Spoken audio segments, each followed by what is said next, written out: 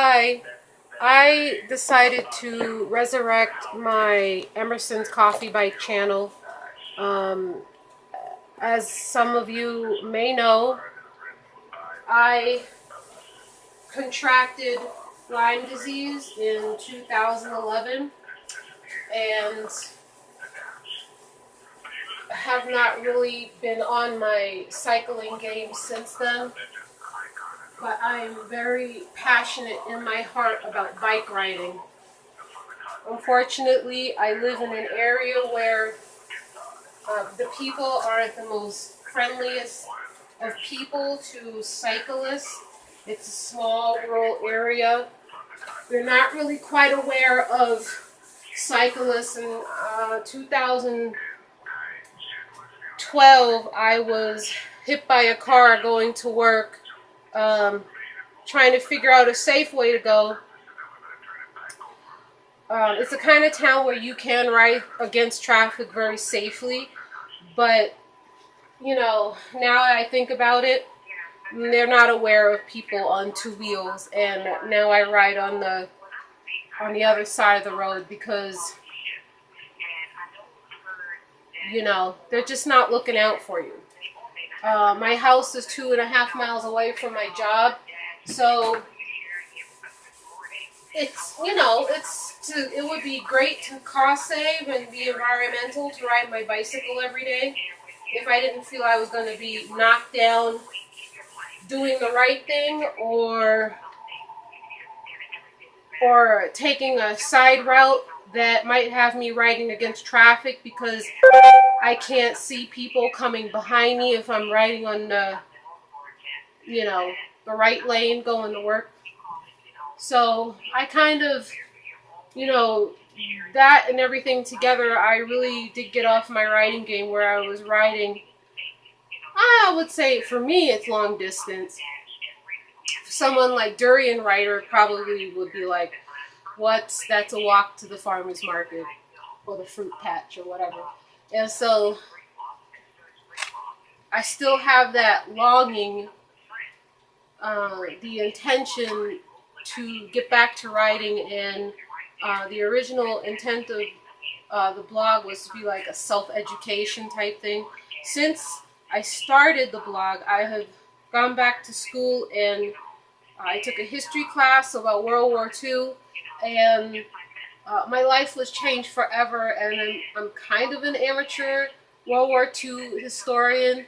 My area of specialty, believe it or not, is Axis history, Nazi Germany in particular.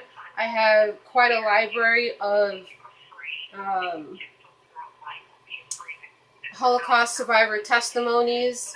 I have like a whole bookshelf right here that pretty much has, I think about 99% of this bookshelf are all survivor testimonies. I do have, let me see, well, Rise and Fall of the Third Reich, which is a very good book. But I have this book, which was written by, under a pseudonym of course, about an SS machine gunner, Black Edelweiss, and a memoir of combat and conscience by a soldier of the Waffen SS. And yes, I've become that kind of person that can watch a movie and say like that person has the wrong patch on their collar, and have the privilege of getting outraged about it. And so that is what I do. My husband has the French resistance side of the library, where as every book imaginable about the Normandy invasion, and this actually is a flag of Normandy right here. And so we really are World War II buffs, and I took my honeymoon in Normandy, and it was very educational to go around to the different museums. The museum at Caen was, it was disappointing. It was underwhelming. They had things not really related to World War II. In my readings, I've discovered a lot of inspirational stories about the contributions of Black Americans and other people that just not necessarily presented in the museum at the time. I have not been back since to know what it's like. Um,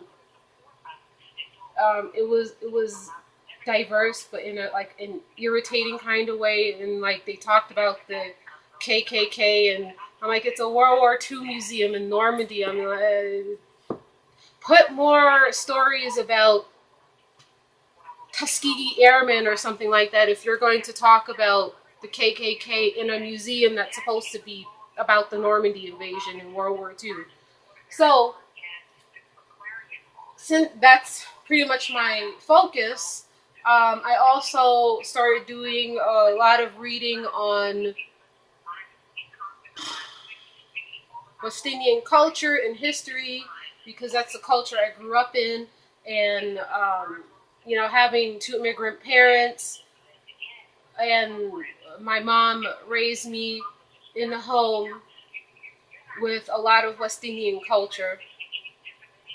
But I would say I'm pretty Americanized right now in a good way.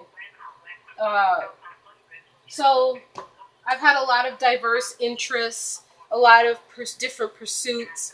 A lot of them are pretty sedentary because you're not necessarily exercising your cardiovascular system when you're sitting and meditating, or you sit and binge watch in the heat of the night episodes like I do. So that's another thing. I started watching a lot of TV again. And while the things I watch are pretty enjoyable, I don't necessarily feel comfortable watching so much TV. So I'm here this morning cleaning up my space because it's pretty dirty, dusty, and I'm like cleaning my blackboard. This is blackboard. This is blackboard paint. This thing rocks. And the only thing is that I think it doesn't stay as clean as like a standalone blackboard. But don't be lazy. I'm cleaning it with this sponge. I'm gonna have to find the thing that turns the key to clean it, because this is like what happens when you have too much chalk on it and it sits there. And I mean, we've had layers and layers of stuff I've erased. We've really made use of it. I at one point had a little breakdown of the history of degenerate music in Nazi Germany with the terms and everything. And I also had a breakdown of my spiritual beliefs, with Odin and Freya and all that stuff, and the saints and that. So that's what I'm doing with my morning, motivating myself. What I have playing on in the background, if it picks it up, is the Billionaire Mastermind phone call recording, which is a great inspirational program, that I try to listen to in the morning. I dug out my copy of The Well-Educated Mind, Susan Wise Bauer, and I have just a wall of books, and oh my god, like so many books. Let me see. I was looking for my copy of The Student's Companion. It's here somewhere. It's a very good book. You could probably get it on Amazon. The one that I learned from when I was a little kid, my mom bought from her country, from Trinidad and Tobago. It was a little thicker. It was red. I read it till the pages were falling off. That's what I learned from. I did not evolve in the American public school system. I went to a Catholic school on Long Island.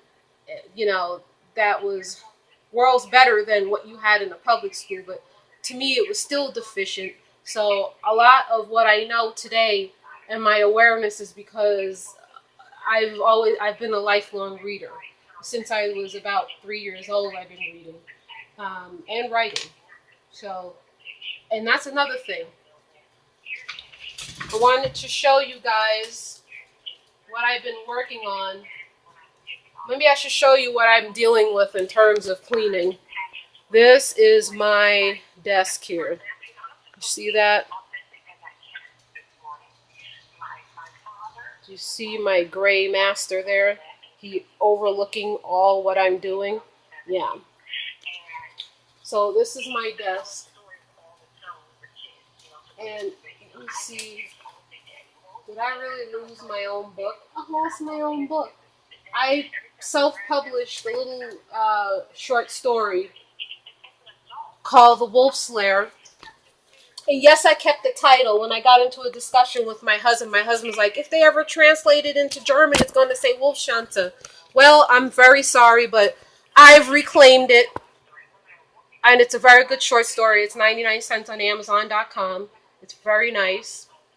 And you know what? I have some other stuff too. Let me see. Oh, this is a little notebook from my mom's country when we went to family reunion. 2008.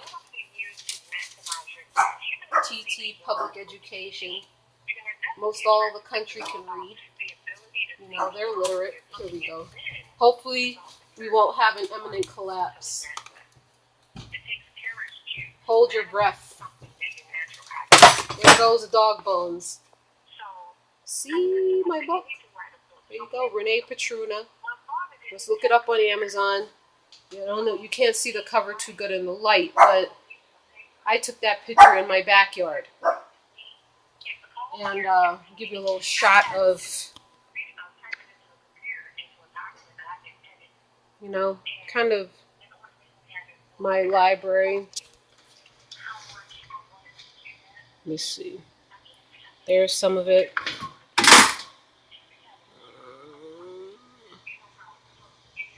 There. Okay. So that's like a little tour of my library, and that's my husband's side. See the bear head? I'm sure that's why. Listen, don't comment, don't send me emails about fur and hunting. I don't want to hear it. I live in a rural area where hunting is a way of life. My father-in-law is 85 and still hunts, and there's no debate on that issue with me. It was a gift from my father. I have the deer antlers upstairs in my altar honoring the spirit of the deer. My husband's a bear. I tell him that's his totem. You know, he's always in hibernation doing something. So, all right. Well, you guys have a great day, and I'm gonna see what kind of material I'm gonna start posting on this blog now, and I want to revive it. Okay, thanks.